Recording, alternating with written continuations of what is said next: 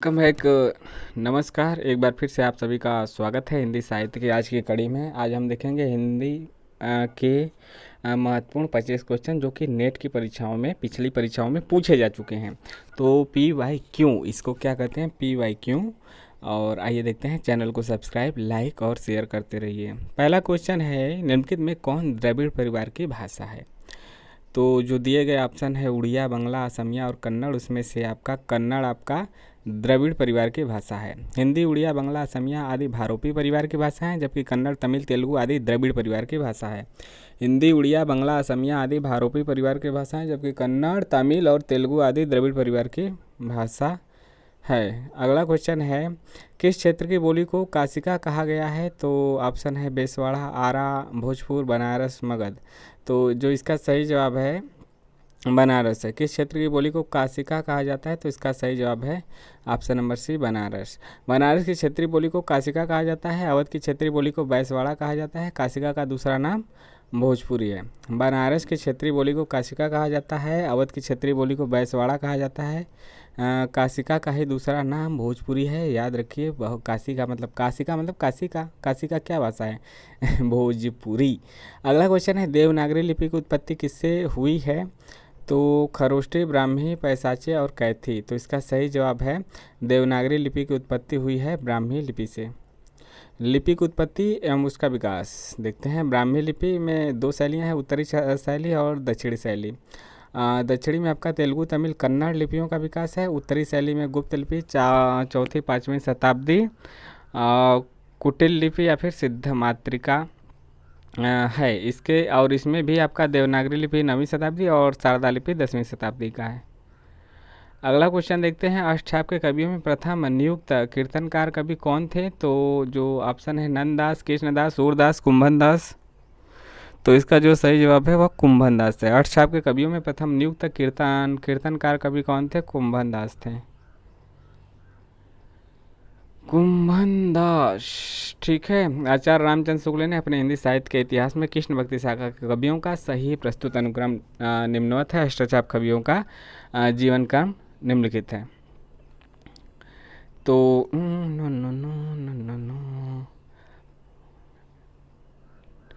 तो देखिए, कुंभनदास का मतलब अष्टछाप के कवि बार बार पूछा जाता है। और जो ऊपर के चार हैं, कुंभनदास, सूरदास, परमानंदास, कृष्णदास, इनको हम के एस पी के रूप में भी याद कर सकते हैं। के से है, यस से है, फिर पी से है, फिर के से है। तो के एस पी के, कुंभनदास, सूरदास, परमानंदास, कृष्णदास। तो यहाँ पे यह आपके हैं। और ठीक है, यहाँ पे यह हैं आपके तो कुंभनदास, सूरदास, परमानंदास और कृष्णदास, यह वल्लभाचार्य के शिष्य हैं। बाकी आपके गोविंद स्वामी, छित स्वामी, चतुर्भुज दास और नंददास। चतुर्भुज दास और नंददास आपके विट्ठल नाथ के शिष्य हैं। कुंभनदास का जन्म 1468 में हुआ था। सूरदास का 1478 में सीही उत्तर प्रदेश में, जबकि कुंभनदास का जमुनावती उत्तर प्रदेश में। परमानंदास का 1493 कन्नौज उत्तर प्रदेश। कृष्णदास का 1496 चिलोतरा गुजरात। गोविंद स्वामी 1505 आंतरी राजस्थान में। गोविंद स्वामी, छित स्वामी, चतुर्भुज दास, नंददास, यह सब विट्ठल नाथ के शिष्य हैं। तो गोविंद दास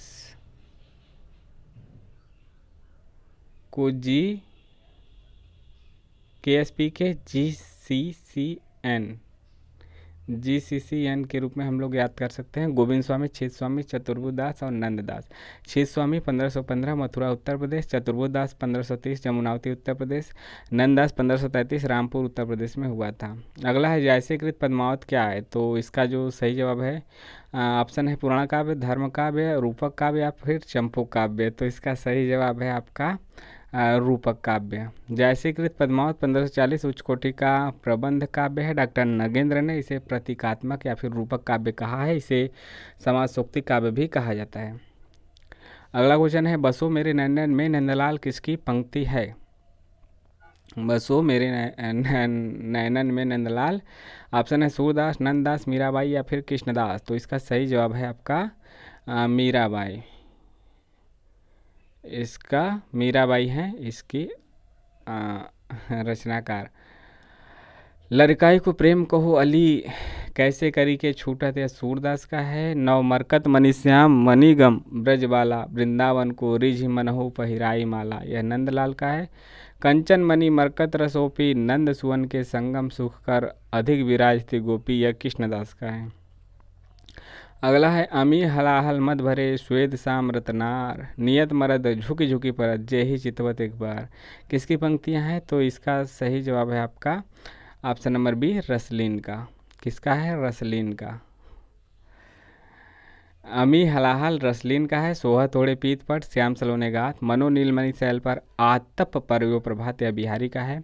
अति सूधो स्नेह को मारुग है जह नय कुशयानप बांक नहीं, यह घनानंद का है। यद्यपि सुजाते सुलक्षणी सुबिरन सरस सुब्रीत, भूषण बिरु न विराजई कविता वनिता मीत, की यह केशवदास का है। अगला क्वेश्चन, बरवय रामायण किसकी रचना है? तो इसका सही जवाब है आपका ऑप्शन नंबर बी तुलसीदास का है। बरवय रामायण तुलसीदास का है। साहित्य लहरी सूरदास का है। रास पंचाध्यायी नंददास का है। विज्ञान गीता केशवदास का है।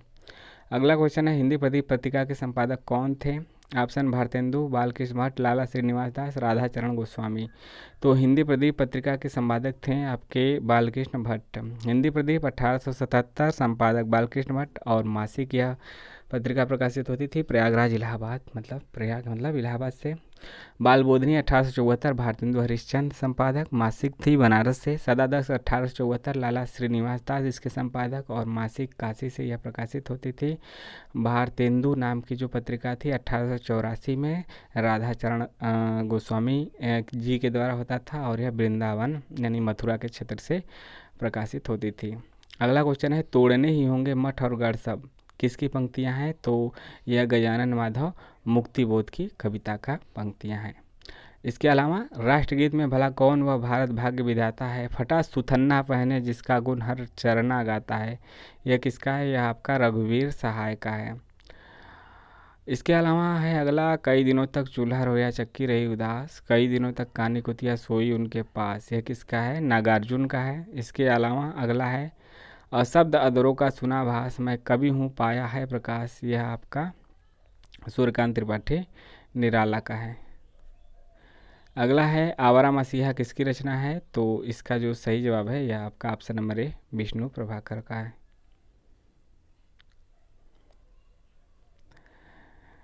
विष्णु प्रभाकर का है। अगला पंक्तियां हैं, मतलब यह हो गया आवारा मसीहा 1974 का, विष्णु प्रभाकर का, और संबंधित व्यक्ति शरदचंद्र चट्टोपाध्याय हैं। उत्सव पुरुष नरेश मेहता 2003 का है। महिमा मेहता इसके जीवनीकार हैं। नरेश मेहता संबंधित व्यक्ति हैं।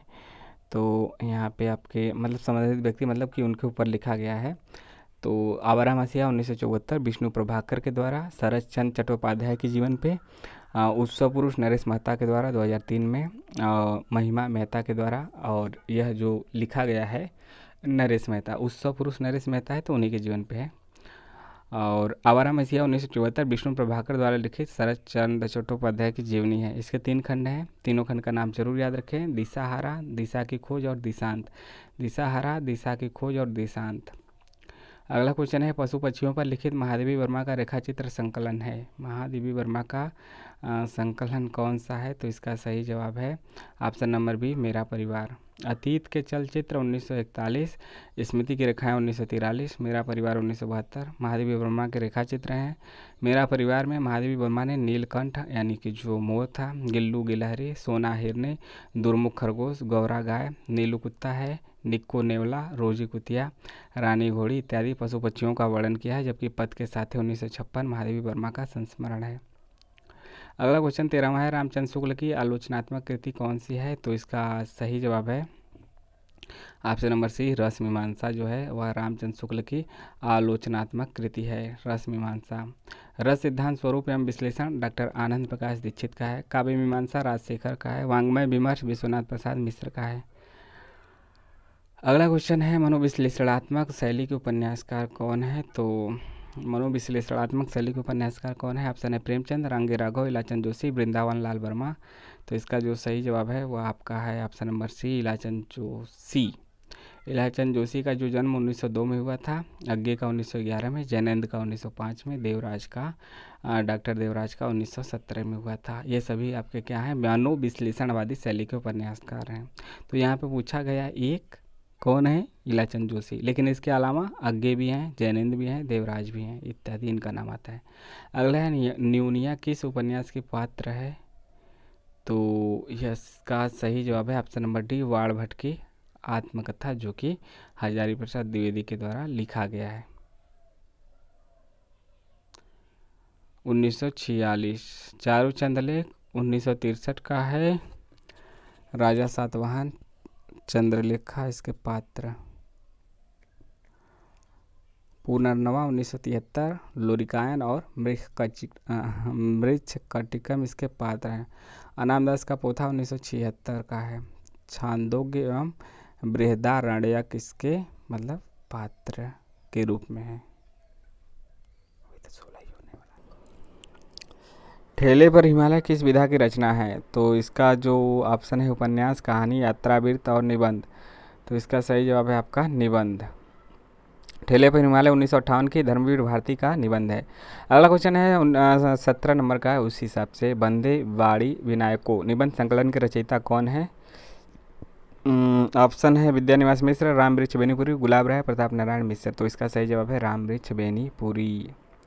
राम वृक्ष बेनीपुरी के निबंध संग्रह गेहूं और गुलाब 1950 तथा बंदे वाड़ी विनायको 1954 है। प्रताप नारायण मिश्र के निबंध धोखा, दांत, बालक, वृद्ध, आप, भव, नारी, मुछ, ह, द, घूरे का लत्ता बिने, अपव्यय, वृद्ध, दान, ईश्वर की मूर्ति, होली है अथवा होरी है। डॉक्टर विद्यानिवास मिश्र के निबंध है चितवन की छाँ 1953 का, हल्दी दूब 1955, तुम चंदनम पानी 1957, मेरे राम का मुकुट भीग रहा है 1974, तमाल के झरोके से 1981, संचारणी 1982, सिरीज की यादाई 1995। कुबेरनाथ राय के निबंध संग्रह है प्रिया नीलकंठी 1968 का है। रस आखेटक 1970, विषाद योग 1973, निषाद बांसुरी 1974 का है। पर्ण मुकुट 1978, महाकवि की तर्जनी 1979, मराल 1993, उत्तर कुरु 1994, वाड़ी का क्षीर सागर 1998, अंधकार में अग्निशिखा 1998, आगम की नाव 2002 की है। अगला क्वेश्चन है भरत मुनि के रससूत्र में निम्नलिखित में से किसका उल्लेख नहीं है? ऑप्शन है अस्थाई भाव, विभाव, अनुभाव या फिर व्यभिचारी भाव। तो रससूत्र में, भरत मुनि के रससूत्र में किसका उल्लेख नहीं है? इसका सही जवाब है आपका ऑप्शन नंबर ए, अस्थाई भाव। आचार्य भरत मुनि ने अपने ग्रंथ नाट्यशास्त्र में रस सूत्र की व्याख्या की है। भरत मुनि का रस सूत्र है विवाहानुभाव व्यभिचारी संयोगात रस निष्पत्ति। इसमें स्थायी भाव का उल्लेख नहीं किया गया है। अगला क्वेश्चन है साधारणीकरण संकल्पना के उद्गाता कौन है? साधारणीकरण संकल्पना के उद्गाता ऑप्शन है कुंतक, वामन, भट्टनायक और अभिनव गुप्त। तो जो इसका जवाब है वह है ऑप्शन नंबर सी, यानी कि साधारणीकरण के जो प्रतिष्ठापक हैं वह भट्टनायक है। पाठक, श्रोता या दर्शक में पाठ, दृश्य इत्यादि का रसानुभूति होना ही साधारणीकरण है। साधारणीकरण के प्रतिष्ठापक भट्टनायक है। पाठक, श्रोता या दर्शक में पाठ, दृश्य इत्यादि का रसानुभूति होना ही साधारणीकरण है। अगला है क्वेश्चन 20, शब्द की द्वयार्थी योजना से कौन सा अलंकार होता है? तो इसका जो सही जवाब है ऑप्शन नंबर बी, वक्रोक्ति है।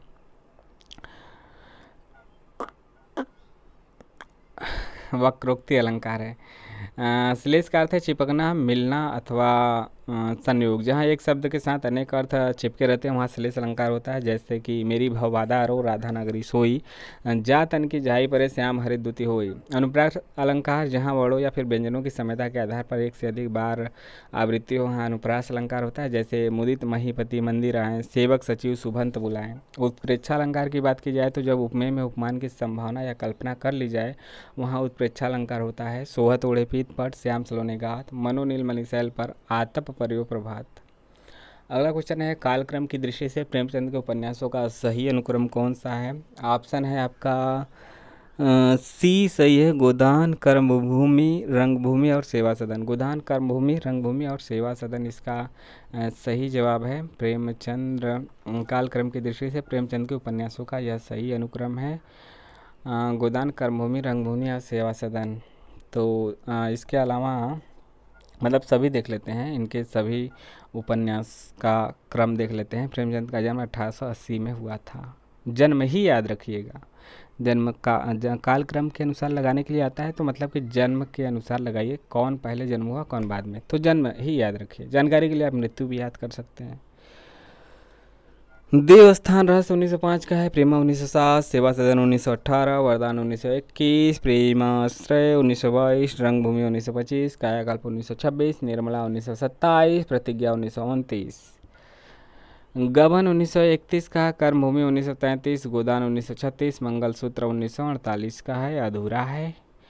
नोट जरूर याद रखिए। प्रेमचंद ने प्रेमा कब किया? 1907 की। उपन्यास को संशोधित करके प्रतिज्ञा 1900, मतलब जो प्रेमा था 1907 का, उसको संशोधित करके ही 1929 में प्रतिज्ञा नाम शीर्षक से प्रकाशित करवाया। प्रेमा का नाम भी आएगा और इसके अलावा प्रतिज्ञा का भी नाम आएगा। अगला क्वेश्चन है, कालखंड की दृष्टि से कहानियों का सही अनुक्रम लिखिए। कहानियों का सही अनुक्रम लिखना है। इसका जो सही जवाब है ऑप्शन नंबर बी सही है, मतलब यही है बी ऑप्शन में। रानी केतकी की कहानी आएगा, फिर उसने कहा था, उसके बाद शरणागत, फिर तिरिच। रानी केतकी की कहानी 1808 का है, ईसा अल्लाह खां का, उसने कहा था 1915, चंद्रदास शर्मा गुलेरी। यह सिलेबस में नेट के हिंदी के लगा हुआ है कहानी। शरणागत 1912 का, वृंदावन लाल वर्मा का। तिरिच 1989 का, उदय प्रकाश का है। अगला क्वेश्चन है, नाटकों का सही अनुक्रम कौन सा है? अंधायुग, शारदिया, कोर्ट मार्शल, मादा कैक्टस। तो इसका सही जवाब अंधायुग, शारदिया, कोर्ट मार्शल, मादा कैक्टस है। और अंधायुग 1955 धर्मवीर भारती का है। शारदिया 1959 जगदीश चंद्र माथुर का है। कोर्ट मार्शल 1991 स्वदेश दीपक, मादा कैक्टस 1959 लक्ष्मी नारायण लाल का है। अगला क्वेश्चन, हजारी प्रसाद द्विवेदी के आलोचनात्मक ग्रंथों का सही अनुक्रम क्या होगा? हजारी प्रसाद द्विवेदी के आलोचनात्मक ग्रंथों का सही अनुक्रम होगा ऑप्शन नंबर बी, सूर साहित्य हिंदी साहित्य की भूमिका, कबीर हिंदी साहित्य का आदिकाल। इसका हम साहित्य मतलब कि हजारी प्रसाद द्विवेदी का जन्म कब हुआ था? 1907। इनके यही हैं जो आलोचनात्मक ग्रंथ हैं, तो इसका सन देखते हैं। सूर साहित्य 1930 का है, सूर साहित्य 1930 का, हिंदी साहित्य की भूमिका 1940। काफ़ी ज़्यादा यह फेमस रहा है, यह वाला बुक बार बार पूछा गया है। कबीर 1941 का है, जस्ट इसके बाद। हिंदी साहित्य का आदिकाल 1952 का, यह भी काफ़ी ज़्यादा फेमस रहा है, बार बार ऑप्शन में पूछा जाता रहा है। सात साधना 1963 का है। कालिदास की ललित योजना 1965 का है। मध्यकालीन बोध का स्वरूप 1970 का है। अगला क्वेश्चन है, प्रकाशन के अनुसार रेखा चित्र का सही अनुक्रम बताइए। माटी की मूर्ति, अमिट रेखाएं, अतीत के चलचित्र, कुछ शब्द कुछ रेखाएं। तो यही ऑप्शन है, देखते हैं। आइए देखते हैं मतलब कि इसका कौन सा ऑप्शन सही है। तो ऑप्शन नंबर सी सही है यहाँ पे। सी मतलब यही जो आपका सी यहाँ पे है, देखते हैं कौन सा सी है। सी यहाँ पे है। अतीत के चलचित्र है, माटी की मूर्ति है, अमिट रेखाएं, कुछ शब्द कुछ रेखाएं, कुछ शब्द कुछ रेखाएं।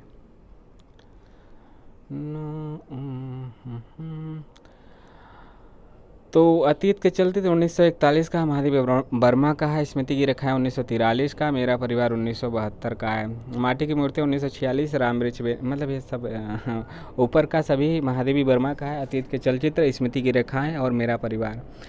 अतीत के चलचित्र 1941, स्मृति की रेखाएं 1943, मेरा परिवार 1972 का है। माटी की मूर्ति 1946, गेहूं और गुलाब 1950। बाकी मतलब अब माटी की मूर्ति से यह लेकर आपका रामवृक्ष बेनीपुरी का है। माटी की मूर्ति 1946, गेहूं और गुलाब 1950, लाल तारा 1938, मील के पत्थर भी आपका है। यह सभी रामवृक्ष बेनीपुरी का है। अमिट रेखाएं 1951, सत्यवती मल्लिक का। कुछ शब्द कुछ रेखाएं 1965, विष्णु प्रभाकर का है। तो यहाँ पे प्रमुख हमने देखा 25 क्वेश्चन हमने कहा, तो 25 ही देखते हैं, और ज़्यादा भी चाहें तो आप देख सकते हैं यहाँ पे। ठीक है, 25 क्वेश्चन करते हैं, उसके बाद आगे के क्वेश्चन हम लोग अगली कड़ी में देखते हैं, ताकि वीडियो छोटा रहे और कम क्वेश्चन हमारी समझ में आते रहें, ताकि पढ़ने में आसानी हो ना, छोटे छोटे पार्टों में। ठीक है, तो आपको कैसा लगा कमेंट के माध्यम से ज़रूर बताइए। मिलते हैं नेक्स्ट वीडियो में। जय हिंद, जय भारत, आपका दिन शुभ हो। हाँ, सब्सक्राइब करना ना भूलें चैनल।